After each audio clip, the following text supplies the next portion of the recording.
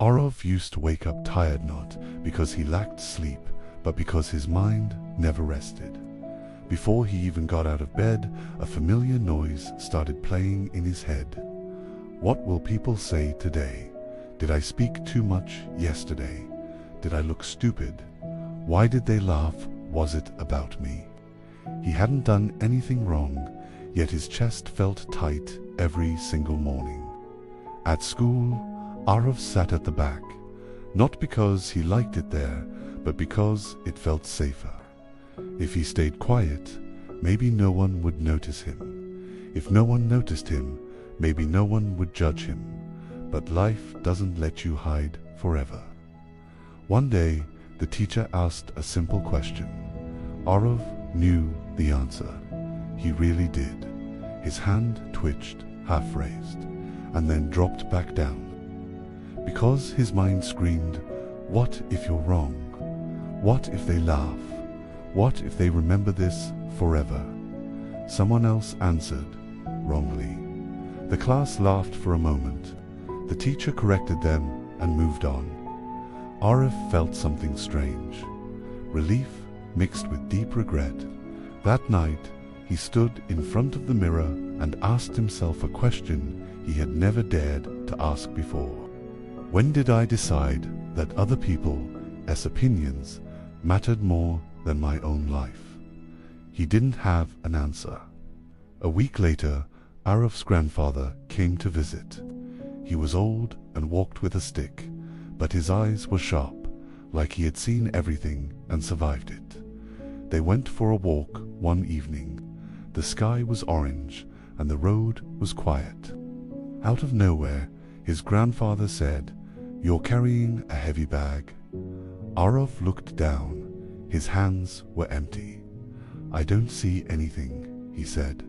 His grandfather smiled. "I didn't say it was visible." They sat on a bench. Arav didn't know why, but suddenly everything spilled out. The fear, the overthinking, the constant worry about being judged. His grandfather listened without interrupting. Then he asked one question.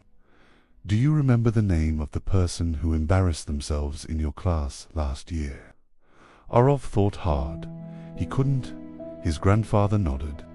"Exactly," he continued. "Everyone is too busy thinking about themselves to think about you for long. You are not the main character in their story." They are. Arav frowned. But it feels so real. The judgment. His grandfather picked up a stone and dropped it into a pond nearby. The ripples spread, then disappeared. "People's opinions are like these ripples," he said. "They feel big when they happen, but they never last." Then he said something Arav would never forget. "The only opinion that stays with you for life is your own." That night, Arav couldn't sleep, but for the first time, his thoughts were quiet. The next day, Arav made a small decision. Not a brave one, not a dramatic one, just a small one. When the teacher asked the question again, Arav raised his hand. His heart pounded like it wanted to escape his chest. His palms were sweaty. His voice shook. He answered, he was wrong. A few people laughed, and then something shocking happened. Nothing. The world didn't end. No one pointed at him forever. No one followed him home to remind him. By lunch, everyone was talking about something else. That's when Arav realized something terrifying and freeing at the same time. People forget. From that day on, he started experimenting. He spoke once in class, wore the clothes he liked, shared an opinion online without deleting it 10 times, said no when he wanted to say no. Each time, fear showed up, but each time, fear lied. One afternoon, a classmate said, "You've changed." Arav froze. Old panic rose. What if they mean it badly?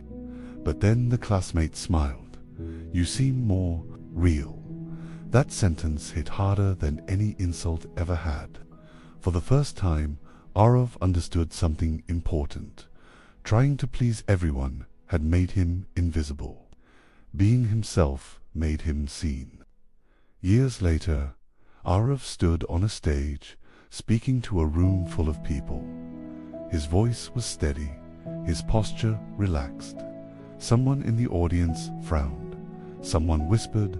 Someone checked their phone. Old Arav would have collapsed inside. But now he smiled because he knew the truth. Some people will misunderstand you. Some people will judge you unfairly. Some people won't like you no matter how kind, careful, or perfect you are. And that's not a failure. That's freedom. After the talk, a young student approached him and said quietly, "I'm scared of what people think about me." Arav knelt slightly and said, "Let me tell you a secret. People's opinions are temporary. Your life is not." He paused, then added, "Don't shrink yourself to fit inside someone else's comfort. You were not born to be approved. You were born to be alive." The student smiled. So did Arav. Because once you stop living for other people's thoughts, you finally start living for yourself. And that changes everything. Thank you for watching.